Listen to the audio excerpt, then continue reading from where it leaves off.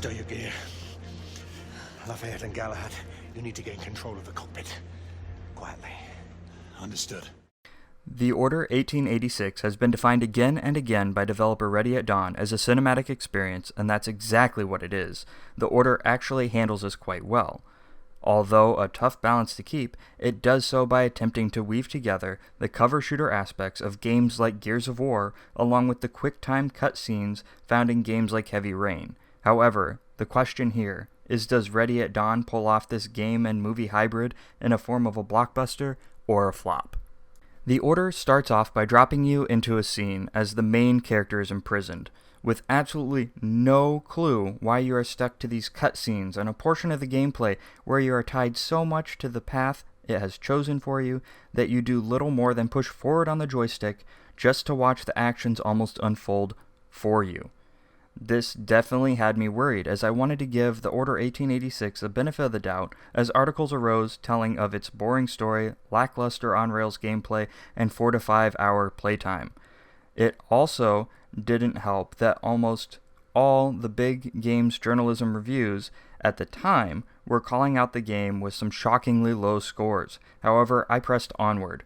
This sort of on-rails structure eased into a much more playable and enjoyable experience as time went on, even going so far as to open up into a few stealth sections that felt to have at least a few options for the way you approached them.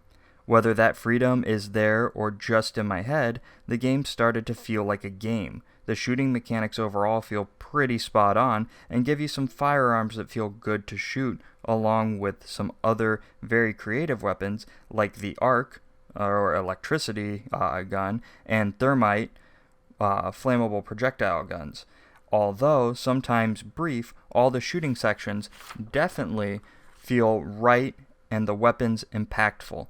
Some gadgets in the game, as well as the arc and thermite guns, are built for the Order by legendary inventor Nikola Tesla. This connection to the real world brings upon an alternate history feel, which may draw in some gamers further. If you are a graphics enthusiast, or were worried for any reason if this game would look good, then you can definitely put your mind at ease. The world of the Order is quite possibly the most visually stunning on the system yet.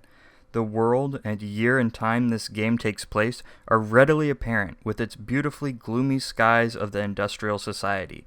This also wraps in with all the other surroundings, giving you a good sense of culture in the area. However, this can be a bad thing, as Ready at Dawn seems to love their creations so much that throughout the game you may be prompted to pick up and look over a carefully crafted in-game model.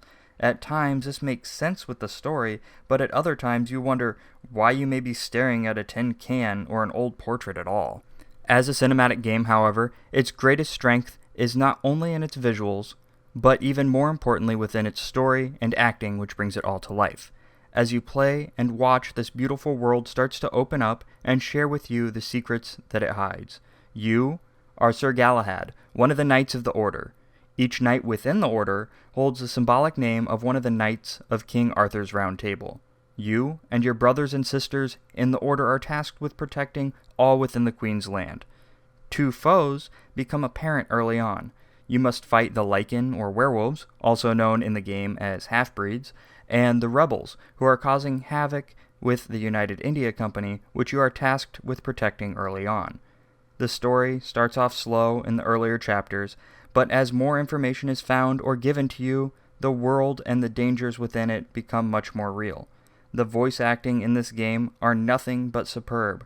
Although sometimes the dialogue between characters may seem dry and some characters may seem a bit cliché, the voice acting brings each and every character to life. Every character presented to you feels important, especially some key characters which are the driving motivation of certain aspects of the game.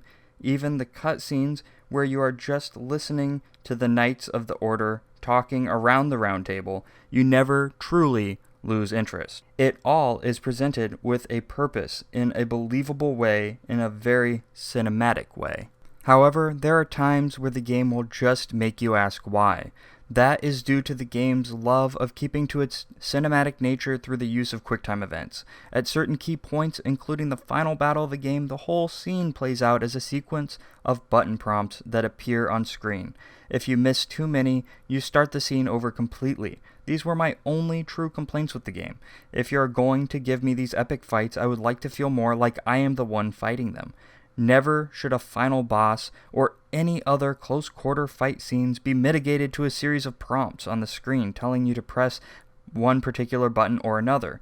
I can't even really complain about the game's length, as many already have. I spent roughly 8 to 8.5 hours on my first playthrough. I did not find every collectible, I only searched a few side rooms, and I played through it at what I would guess is a particularly normal pace. I took in my surroundings and made sure to enjoy the game, not just to beat it, but I did not do anything that would just pad out the playtime for the sake of it either. So, the takeaway here, despite its flaws in QuickTime events and a couple of parts that felt on rails, the Order 1886 does an exceptional job at telling us a story that feels like it is truly worth telling. Very few moments spent with this game felt like they were ever missing their mark. As the first PlayStation 4 game from a studio that has worked mainly on portable titles and ports in the past, Ready at Dawn has created a great new IP in the Order 1886, albeit with room to grow. If you're a fan of great storytelling, a sucker for graphics, a lover of great voice acting, or are just looking for the next exclusive for your PlayStation 4, you will not be disappointed.